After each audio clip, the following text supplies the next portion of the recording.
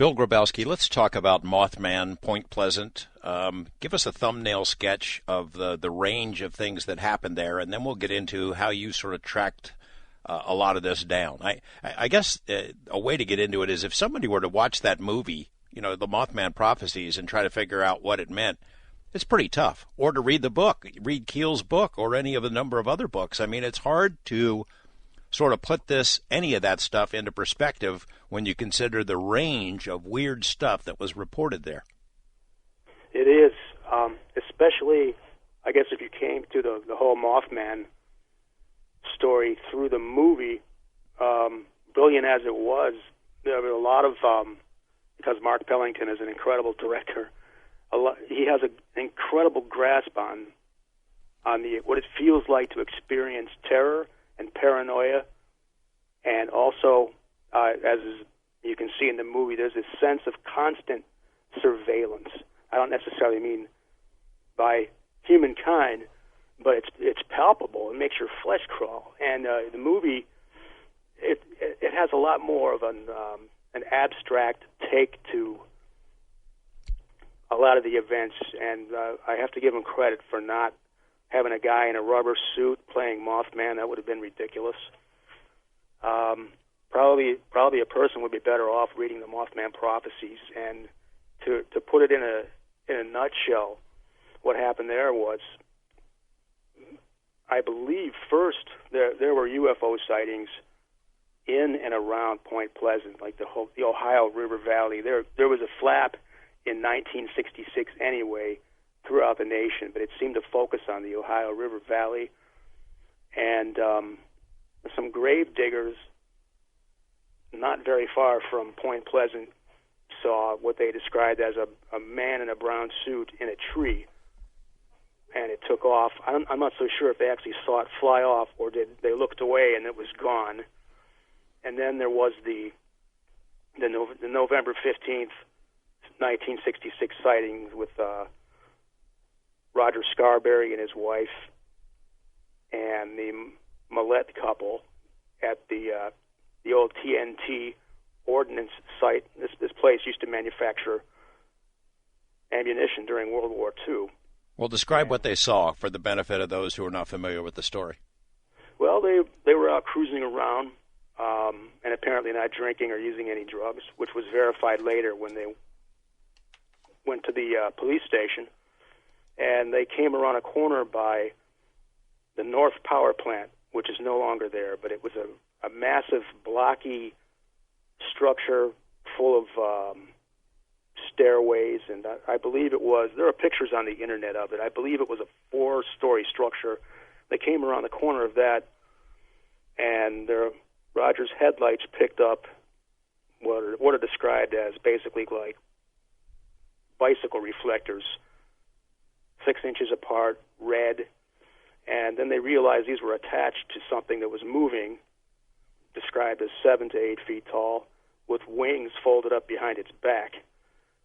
And this, of course, absolutely terrified them, and they all agreed, let's just get out of here, and they took off down what is now called Fairground Road and turned left onto Route 62, which takes you into Point Pleasant.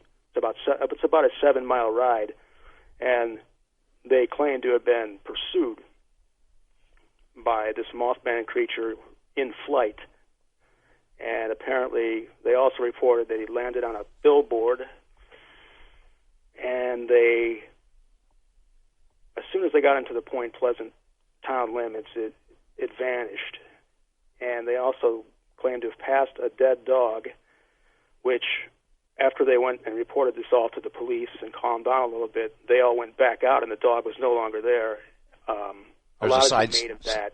There's a side story about the dog, though, right? And carry away this dog because a man the previous night had reported seeing what they saw in his backyard in Salem, West Virginia, not very far from Point Pleasant, maybe an hour away, and his dog vanished. And so it's been claimed, well, wow, is that dog? It's an interesting thing to think about. But when they returned to the power plant, there was nothing there. And the deputy, I think it was Deputy Halstead, he experienced a lot of problems with his police radio, which may or may not be related, but there's almost always an electromagnetic intrusion or interference in these things. However, in this case, this is one of the first where it was reported after an entity sighting as opposed to a UFO sighting. And that started the whole, or opened the whole can of worms in Point Pleasant. How many people do you suppose in total that you know of saw Mothman or something like Mothman over the period of 2 years when it was most intense? Well, there's reported to be 100 witnesses. Those are the most reliable ones. There were more reports than that, but basically they must have come from doubtful sources or proved hoaxes. But the 100, I think they're actually listed, every single one of them, in a Lauren Coleman book called, I believe it's Mothman and Other Curious Encounters.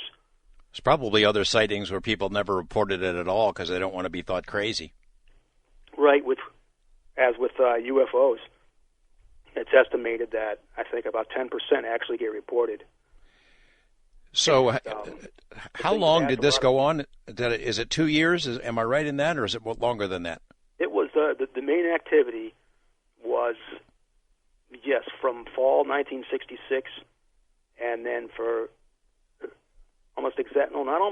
exactly 13 months later to the day, the Silver Bridge collapsed. And there were still UFO sightings after that. There were a few claimed Mothman sightings also, but that could have just been part of the terror and despair after the bridge collapse, just haunting people. So there was UFO sightings and Mothman sightings, but there was a range of other weird stuff, including some stuff that happened to Kiel, although you tried to track that down as well. Yeah, a lot of, well, this wasn't the first mention of it, but this is the first, I guess you would say, documented incidents of so-called Men in Black visits, some of which were, perhaps they achieve what they're supposed to, is to discredit any sort of a witness. There were tall, dark men described as trying to sell magazine subscriptions at really weird hours, and they were never seen to drive. They would just knock on doors, people would turn them down, and they would disappear. And then, of course, Mary Heyer, who was a newspaper reporter for the Point Pleasant Register, and she was also a stringer for a newspaper in Athens, Ohio. She had several visits by basically textbook Men in Black types, except these were shorter. One of them was described as 4 or 5 feet tall, with strange thick glasses and inappropriate clothing for, I think this was in January, and she wrote back and forth with Keel about it. And then when he came to Point Pleasant, they often went out and observed the lights that were coming down a place called Camp Conley Road pretty much on a nightly basis. There were hundreds of cars parked there, and people basically, I'm not going to say they made a party out of it because it was frightening to them, but they were reliable. And people would say, "Here come the lights," and the lights would fly over. And this is what first put into my mind the idea that if this thing is scheduled, it's got to be some kind of a test, or something from human hands is what I'm saying. And to make it even more suspicious, the Defense Logistics Agency had a place, actually just closed down not too long ago, in Point Pleasant, which is suspicious. But there were also, these entity sightings. Those are a little harder to break into and try and figure out because they're so incredibly bizarre. And the stuff that Keelan experienced followed him back to New York with bizarre telephone calls, which they did a pretty good job with in the movie. People claiming to be entities and describing to John, your stopwatch that you lost. Check the closet. So he does. The stopwatch is there in an old shoebox. The number reading over the phones, electronic music, which on one hand it sounds like psychological operations. But then, as Keel says, who would go to all this trouble just to scare people, unless there was another agenda, which was to see if it was possible to freak people out so bad that they would believe anything.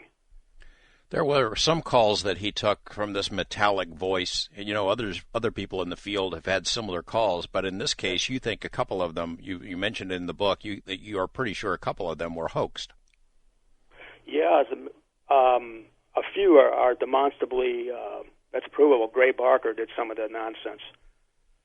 And just to mess with Keel? Yeah, just to Keel. Mess with Keel? Yeah. Because Keel got a call one night, I think it was about 1:30 in the morning when he was back in New York in his apartment, and it claimed to be a guy saying he was Gray Barker, but did not sound exactly like Gray Barker, and made all kinds of he made a lot of nonsense statements that Keel knew were not true. For instance, he mentioned this so-called Gray Barker character, well known in ufology.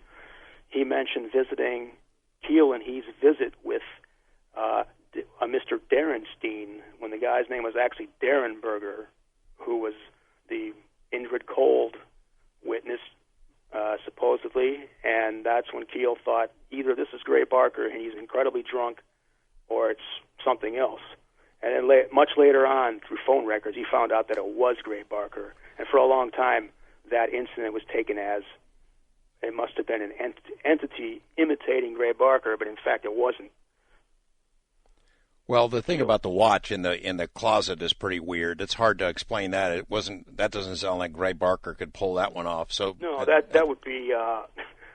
How could you possibly set up a hoax like that? You basically, some of these incidents were. What are you to assume? Something is seeing into your mind, and it's hard to. That's such a specific example, is what I'm saying, of something that it cannot be scientifically explained. Tell me the story about Indrid Cold.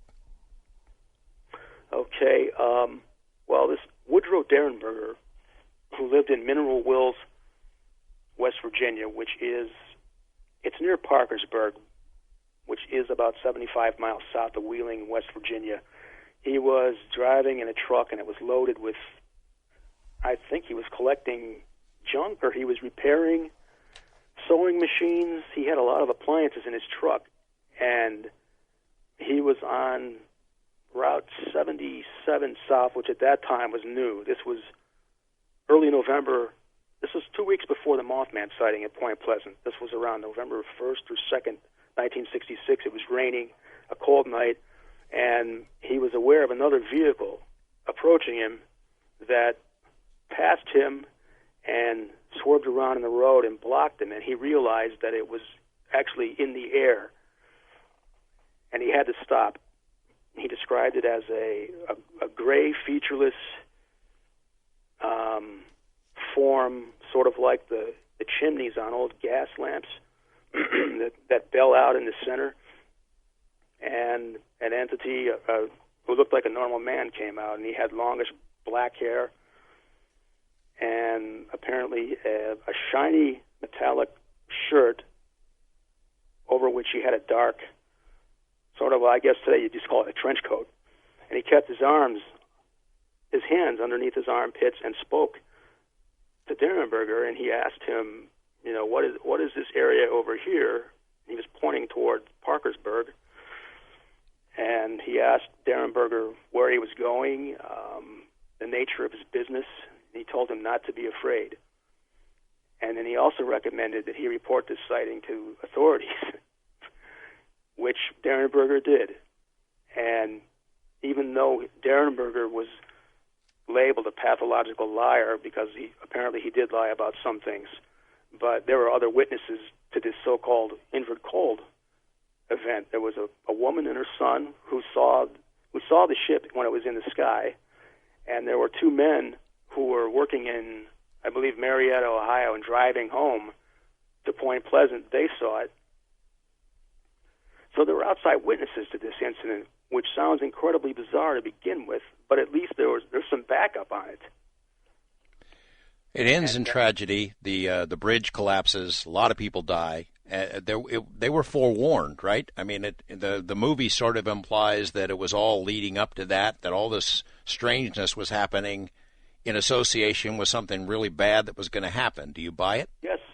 And to me, the most disturbing part of, beyond the actual bridge collapse, and Keel wrote a letter to Mary Hyre after she had written to him. This was approximately 6 weeks before the bridge collapse. Again, it collapsed on December 15th, 1966. Mary Hyre had written to John Keel and said she had had a horrible dream about seeing bodies and Christmas gifts floating in the Ohio River. And Keel got a phone call from an entity-like voice warning that there was going to be a tragedy, a great tragedy in Ohio on the Ohio River. And Keel immediately thought, which was well portrayed in the movie, it's got to be a power plant, coal-fired power plant. It's going to explode or something along those lines. And it ended up being the bridge. And the whole thing about that is, well, who in the heck, unless they actually caused it, could possibly know that before it happened? And there is no chance that Keel hoaxed it. He's been accused of that, but then the actual letters are in the Mothman Museum. They're dated, and, well, sure, you can fake a letter, but there are too many others involved whose reputations would have been just squandered for one thing like that. So that tells me there's a lot more going on than just saying, well, that can't possibly be true. There's so much weirdness, so many different kinds of phenomena being reported all in this one area. I'd read it before. When it resurfaced in my consciousness was when I was working on the Skinwalker stuff about the ranch in Utah, which is such a great concentrated center of weirdness, and nothing was ever quite the same. It was intensely studied paranormal hotspot, and a lot of parallels to what was going on in Point Pleasant. And we were left trying to figure it out, as I'm sure you are. Is this some sort of a demonstration? Is it trying to tell us something? Is it telling us that all these kinds of different paranormal phenomena are related on some level? Or is it a mind control experiment? Is it just to see how we react? What the heck is it? And I still don't know. And I don't know if you... Yeah, by the way, Skinwalker, what a book. But I mean, you must have the same kind of questions. I mean, Yes. What is it trying to tell us here? My take on it is that, given like the regularity of the appearance of these UFOs, the Mothman appearances weren't so much, but it must all be tied together. How? Who knows? But the incidental stuff, like the phone calls, the Men in Black visits, people's televisions going haywire, animal mutilations, in Point Pleasant, mostly dogs and cats. It does seem like, and I know I have a chapter on this in my book, because MK Ultra, the CIA's nefarious mind control program, was going on at the same time, actually just about winding down, because it supposedly closed down in the early 70s. Thinking in that way, I'm almost certain that there was definitely some sort of a psychological operation taking place in Point Pleasant. For one thing, there was availability to a body of water, the Ohio River. It was an easy place to overfly with helicopters and aircraft. There was a nearby airfield, actually two airfields. So access was easy, plus it was a small town with just regular blue-collar people who could be tampered with. And I'm not saying that would explain everything, but if I had to say, what do you go with here? What's more likely? I would say human tampering is more likely. And it's also possible that after the initial UFO sightings and the first Mothman sightings, that this was noticed. A lot of the eyewitnesses are very reticent to talk. They received such harsh treatment during the initial event. A lot of them are called crazy or accused of being drunk or high on drugs. Many of them refuse to talk on the record to this day because of the treatment they received then. And one of the ways that we've gone about making the film is to conduct an extensive pre-interview session with each person, where we'll sit down with them, we go over their experience, and it really, the purpose is twofold. It gives them a sense of where we're coming from, and also that we're not there trying to exploit them or make fun of them, and it allows us to ask better questions. Were you able to go way back to find witnesses from the 1966 period? How far back were you able to go? We went back and we've interviewed witnesses from the original sightings. Wow! Now there was one. I haven't seen the documentary yet, and I'm going to. There was one in November of 1966, first sighted by a little boy named Lonnie Button. Is that mentioned at all? Correct. Right. Yeah, Lonnie Button. And actually, I was going to mention that because it's extremely apropos when going over the Coast to Coast AM website this evening. I noticed on the recently added images, number 3 is Spring Hill Jack. Yep. And if you go back and look at the original eyewitness accounts from the sighting on November 12th of 1966, it says they saw a brown human shape with wings soaring from behind the trees and flying over their heads. Now, this happened to 5 men who were working on a grave in a cemetery. So, I mean, the cover of the cereal, the penny cereal, is basically, dead on for that description from the November 12th sighting. And, you have to weigh, would 5 guys working in a cemetery make this up? Would it be an illusion? Were they so scared about something else that their minds trick them? I don't know. I don't know, Charlie, but I think something happened to them. Well, it's a natural tendency when we see something that we don't understand to try and attach some sort of logic to it. But for the number of people who have sighted the creature independently to arrive at the same point, it would seem to be just a little too coincidental.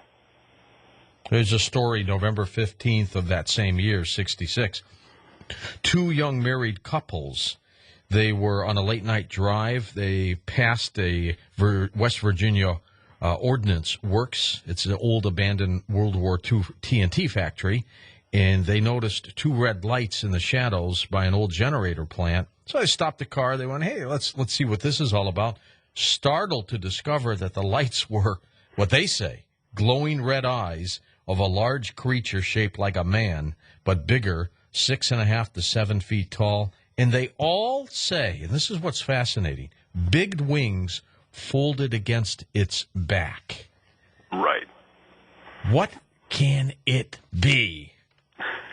Yeah, what indeed? Yeah, that was Roger and Linda Scarberry and Steve and Mary Millette. Who had that sighting. We actually we interviewed Linda Scarberry pretty extensively for this, and she has an extended segment in the movie, and she is so terrified to this day. We actually took her back to the site where it occurred at. We went in the afternoon on a nice, bright, sunny day. She was still just absolutely terrified and ill at ease to be there. You could see that on her? Was she kind of shaking? Yeah, absolutely, you can. I mean, that plays on screen. She was literally shaking. Yeah. What do you think? Your best guess. We're going to get into your documentary here, but what do you think they saw, Charlie? Well, there are a lot of theories out there, and they range, anywhere from some of the pollution left over from the West Virginia Ordnance Works. Somehow seeped into the wetlands there in the area called the TNT, and it's called the TNT because that's what they manufactured during World War II. They manufactured trinitrotoluene. Its actual name now is the McClintock Wildlife Area, and it's just that. It's like a large wildlife management area. You can hunt and fish and all that stuff, but there are certain portions of it that are absolutely polluted with these chemicals that are left over. And so part of the theory that some people have is it possible that this is a mutation of some sort? Can we rule out some guy running around in a costume with wings? Yeah, I believe we can. Some of the actions taken by the creature, mainly its ability to fly. There are also stories of it leaping from the ground to the top of the North Power Plant on the TNT site. Now, that was 4 stories high. So I don't think it's going to be a man. And as far as the chemical pollution thing, I'm not so sure about the idea of it being a mutation either. I don't really think that holds much water, because you have to remember, between World War II and, well, the end of World War II when the plant shut down and the first sighting, it was only about 20 years. What about a big bird, though, Charlie? Is that possible? Either a thunderbird, you've heard about those huge birds, or maybe one of these large owls that people have reported seeing. Is that possible? Right. Well, it could be. They've talked about the owl also. They've talked about a sandhill crane. But the problem with those descriptions, excluding the thunderbird right now, is the size. These birds are simply not that large. The sighting reports talk of a creature between 6 and 9 feet tall. That's a pretty big bird. That would be a doggone big bird, with a wingspan in excess of 10 feet. Ever come across any of the Mothman stories that would lead you to believe, Travis, that what we're dealing with here is some kind of demonic creature? Personally, yes. As Charlie has mentioned, that's not really an approach that we're taking for this documentary. But one of the things that struck me very early on was that every eyewitness of Mothman basically said the same thing. They were terrified. This was not something that they really wanted to talk about. This is not something that they viewed with fondness. This is something that shook them to their very core. And one of the other disturbing things about the Mothman sighting was that everyone commented on the eyes of this creature, and that while the descriptions vary, as Charlie has mentioned, you have descriptions of this creature being between 7 and 9 feet tall. There are individuals that some say there are feathers, some say there are not. Some say that it looked like he was wearing a shiny suit. Some say it looked like his skin was gray. So there are varying descriptions, but the one thing that remains true is that everyone that saw this creature was mesmerized by the eyes. And most individuals, when they recount seeing this creature, talk about absolutely losing control of themselves while looking at this creature. They felt like they were being drawn toward it. They felt like, and I'm inserting a word here, they don't use this word, but the description is they felt like they were being possessed, that this thing was actually taking control of their mind and taking control of their actions. And to me, both of those things sound very much like demonic possession and interaction that individuals have with demonic spirits. Some of the drawings that I've seen, Travis, this thing looks like the devil. Very much so. Yeah. Very much so.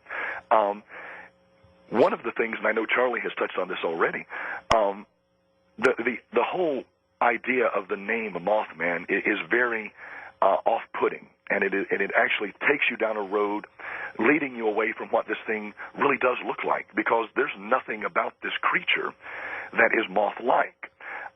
Most descriptions of this creature are very devil-like, very demonic, red glowing eyes, these bat-like wings. I mean, this is something you would expect to see rising out of the bottomless pit in the book of Revelation. Well, that's a good point. I asked Charlie, and I'm going to ask you, Travis, if you had to say what you thought this creature could be, one, would you agree that these witnesses have seen something very unusual? Yes. In that case, animal?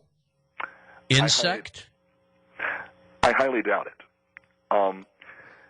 I know the theories that abound by the skeptics are sandhill crane, a snow owl, possible genetic mutation from the chemicals that were present in the TNT area during World War II. None of those make sense to me. None of those explain this creature. What I am struck by, and this is me personally, we are not in this documentary attempting to explain what Mothman is. This is to provide a snapshot. But personally, I view this apparition, this appearance, as a demonic manifestation. Well, I'm beginning to lean that way too, Travis, whatever this thing might be. It is also ironic that we just had a recent sighting, August of 2007. The creature's out there. Whatever it is still around. Yes, there are several fairly recent sightings. One in Middle Tennessee, just outside of Nashville, in the 2005 year. Of course, one of the most, frequented pictures that's out on the web right now is supposedly a Mothman sighting at ground zero of 9/11. And right now, a flurry of activity in Wise County, Texas, site of the Aurora UFO crash in 1897. That's interesting. And what's the significance of the sightings down there now? There are a couple. One being that many of the eyewitnesses there, and this is one of those interesting little coincidences that seems to arise in the Mothman lore, many of their names or their last names also either fit the last names of eyewitnesses in West Virginia or the last names of individuals who were killed in the collapse of the Silver Bridge. Now, the fact that we are getting more sightings of Mothman, and generally we get some of these sightings during moments of catastrophes and calamities. Yes. Everybody, as you know, Travis, is talking about another possible 9/11, or that some kind of an event could occur. Do you see any tie-in here? I think it's very possible. One of the things that I think is very interesting in the Mothman lore, the debate has raged for 40 years. Did Mothman cause the collapse of the Silver Bridge, or was Mothman there to announce the collapse of the bridge? Was he a messenger? And I think the question we have to ask ourselves is this creature, or are these creatures? Because I also lean in the direction that there were multiple creatures in Point Pleasant. There was not just one Mothman. I believe there were actually several. Like a family of them? Well, if you want to call it a family, perhaps. I think the variations in description of Mothman are not necessarily related to the fact that the individuals saw the same entity but describe it differently, as much as that what they saw was a different creature at different times.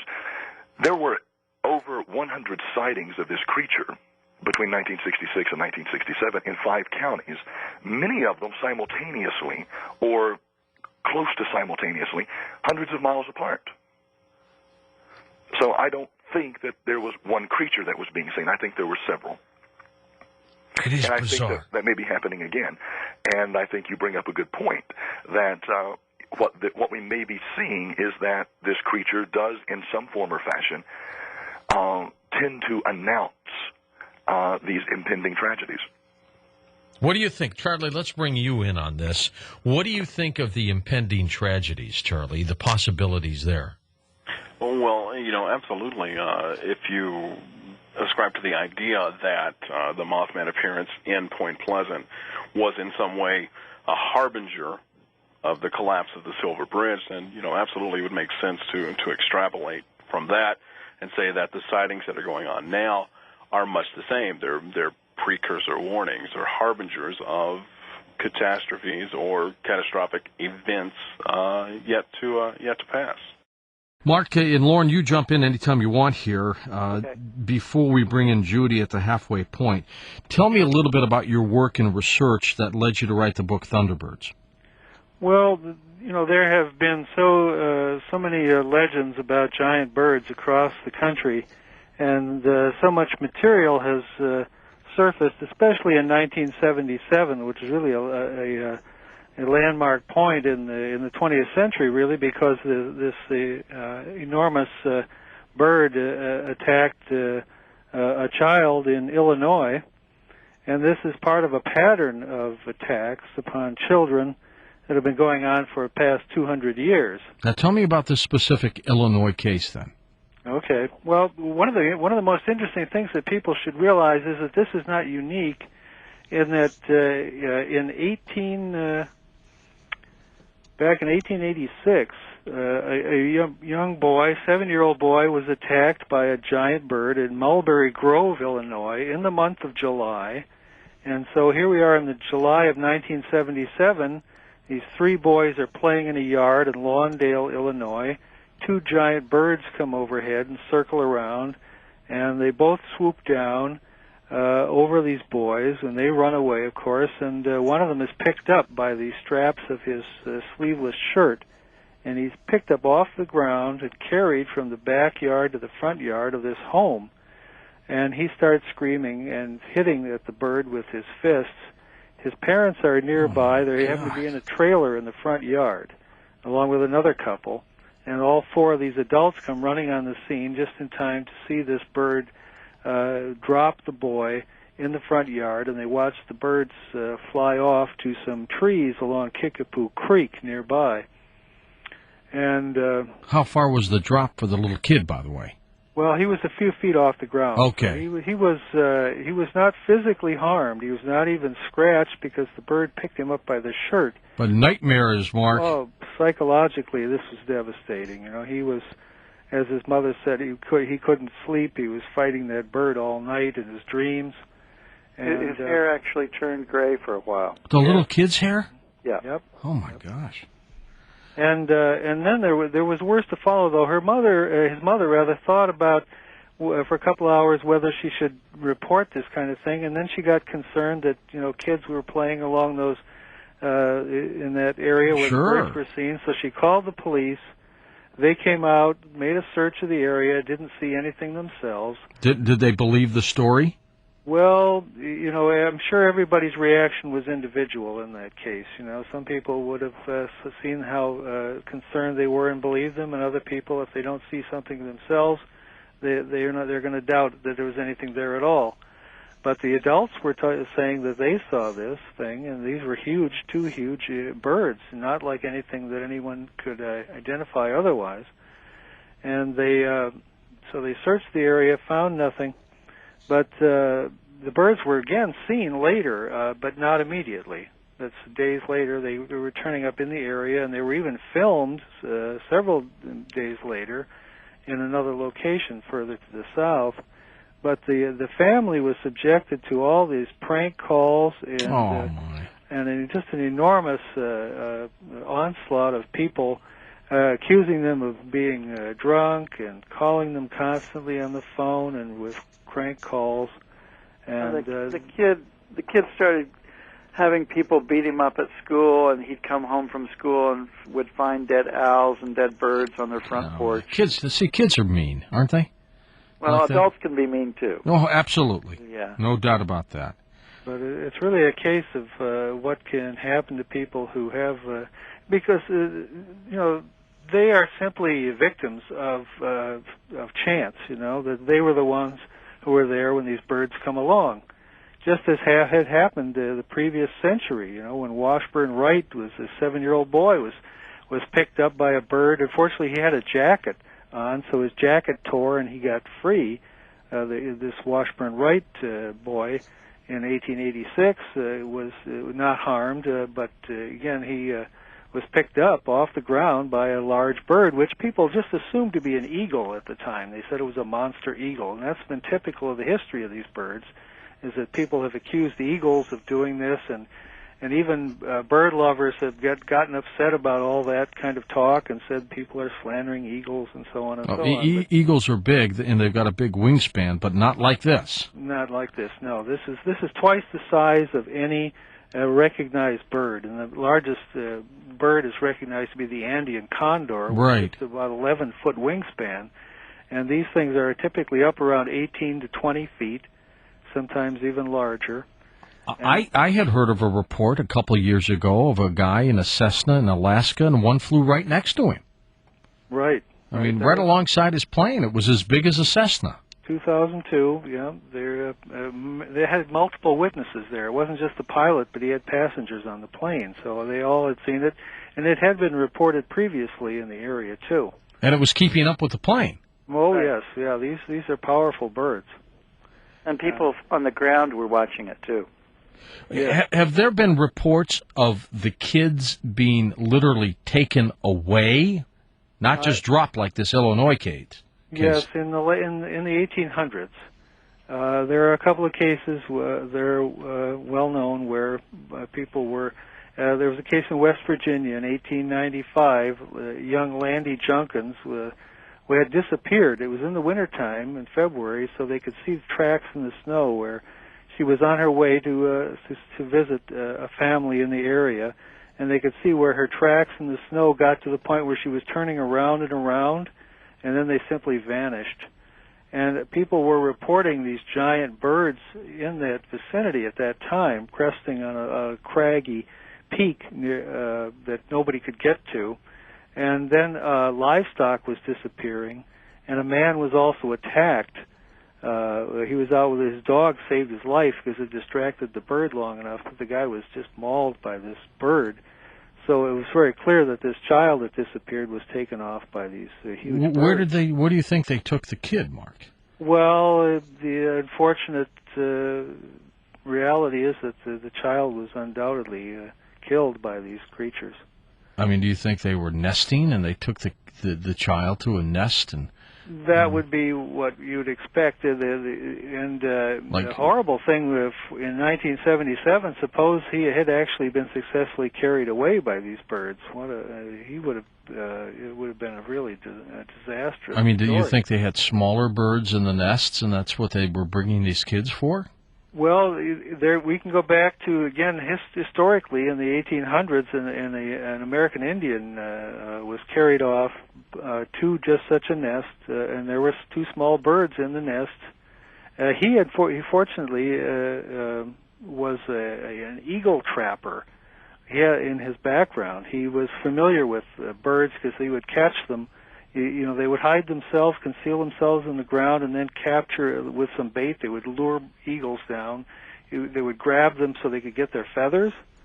And so with that background, he wasn't so intimidated by having been lifted into the ground and carried off to this thunderbird nest. So he wasn't killed immediately.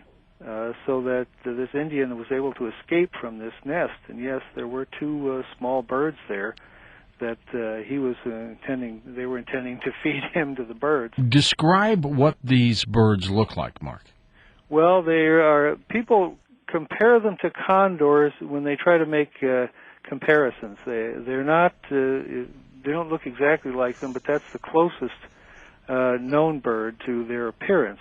But these, generally the color, what people are seeing these days is birds that are all black, except for some white edges, a ring around the neck perhaps, and some feathers with white tips. But the head is one of the distinctive characteristics. It has a very long neck and a large head with a hooked beak. Why don't you tell us a little bit about this experience? Okay. My husband and I had bought an abandoned farm, an old property up near Chateauguay, New York, which is just a few miles south of the Quebec border. And we were up there one weekend in the spring of '73, and at the time I had a little German Shepherd puppy, and the day before she had an unfortunate encounter with a porcupine when she went out around 5:30 or so. So when she woke me around 5:30 the following day, I thought I'd better go outside with her. And as we walked down the dirt road from our house, we walked past a pond that we have there that's generally quite full in the springtime. And we were both stopped absolutely dead in our tracks because standing in the pond was this immense blue-gray bird. And we were so shocked that both of us just just stood there in awe, really. Frozen, huh? Absolutely. Not frightened, really, but just awed. Yeah. And I would say the wingspan, and this is a hard thing to say, believe me, was 25 to 30 feet when it later took off. And I assume this because later I more or less measured the pond, and it would have been about that. And I know that's very difficult to believe, but that's what it was. That's a huge, huge bird. And I immediately assumed with some excitement that I was seeing an endangered species, probably living in a Canadian game preserve and so on. You know, because at that time, while I was not ignorant of birds, I wasn't really a bird watcher. And believe me, I am now. But, and I remember as it took off, I was looking down at its legs, expecting to see one of those bands that ornithologists will insist on as they putting tag on them, birds. sure. Yeah. And, but I didn't see anything. And after a few minutes of looking at each other, because the bird saw us and we saw it, and we were just sort of looking at each other, it unfurled its absolutely immense wings, and I want to stress this. When it took off, its flight was very, very leisurely. It didn't seem that the flapping of the wings was sufficient to get it off the ground, and I know that other people have commented on this also, but it did. It didn't seem to have any trouble. And I watched it until it was out of sight. It was flying fairly low toward Canada. And as I say, I was very struck by the leisurely manner in which it happened. And I ran in and woke my husband. And I said, "You won't believe what I just saw." But he believed me because he knows that I am not nuts. And he also saw how excited I was. I bet you wish you had a camera there. I wasn't even thinking in those terms. You know, when something like that happens, you're so overwhelmed by it, and there's so many thoughts racing so quickly through your mind that you don't really even think of something like a camera. What did the beak look like, Judy? I can't tell you. Okay, it was so you so just long really ago that right. I don't want to try to, make up details. My first impression was that it was sort of heron in general shape, but it wasn't a heron. Even at that time, I was quite familiar with the heron. But the general shape struck me as that. But I wouldn't want to get into details because that was a long time ago. Did it make a sound at all? No, I don't remember any sounds. Nothing. Boy, I would guess the cackle of that bird would be very loud. Well, who knows? I don't know if it cackles. Well, when it flew off, even though it seemed to have this easy glide to it, could you feel anything because of the flapping of the wings? Did it generate any kind of wind motion or anything? You mean an airflow or something? No, not that I remember. I suppose you're referring to the fact that the Indians called it the Thunderbird, and I guess had some legends that either it created thunder or it appeared during the season of thunderstorms or something like that. But no. Was it fast in flight? No, that's what I'm stressing. It was very, very leisurely, very slow. Very just kind of floated away. Huh? Yeah. How high did it get before you lost sight of it? Not high. It was. This is very rural, extremely rural area, and. The tree, I would say it was, while I was watching it, it wasn't much above tree level. And then it basically got lost in the trees? No, it just went out of sight. I didn't get lost in the trees particularly. It just went out of sight. All right, and when the experience was all done, and you sat back and thought about it and tried to tell your husband about it, I mean, what did you think that you saw? Well, my first thought was that I had seen a very unusual endangered species. And then when we came back to Long Island, because we lived in Long Island, I went to the library, of course, and started going through bird books. And it was within a few minutes I realized that I was not seeing any identified bird. Could you see how some people could get this confused for a person with wings or a cloak or something? No. Could not? No, this was absolutely a bird. No, I know, but I mean, could you see how some people could confuse it? No. Really? Not any person, with with normal senses, no. And how about the claws of the feet? Again, I can't speculate as to detail. Okay, and it just went off. All you know is some big bird was in that area. Huge. I was about the size of a Piper cub. Why did it scare you? You said you were frozen but not scared. Why not? Because it happened so quickly that my feeling was one of absolute awe. And matter of fact, my dogs was too, because a fierce little thing would bark at anything. She could have picked the dog up, This thing absolutely. Was, and I realized that later. Could have picked me up, probably. Yeah. But at the time, I wasn't thinking that. I was just in absolute awe. My gosh, what a story indeed. Yeah, it is, and it's a hard one to tell because it seems so unbelievable. Mark, Lauren, any questions for Judy while we have her? Well, first, Judy, I want to thank you very much for coming forward. That's a, great sighting. I was just a little interested if you can remember specifically the color of the legs and didn't I say the blue-gray? Blue-gray for the for wing? the bird, yeah. And I think as far, it was my impression it had feathers. Now, again, this is going back a long time, and I wouldn't want to swear to it. But, no, I don't remember the color on the legs, unfortunately.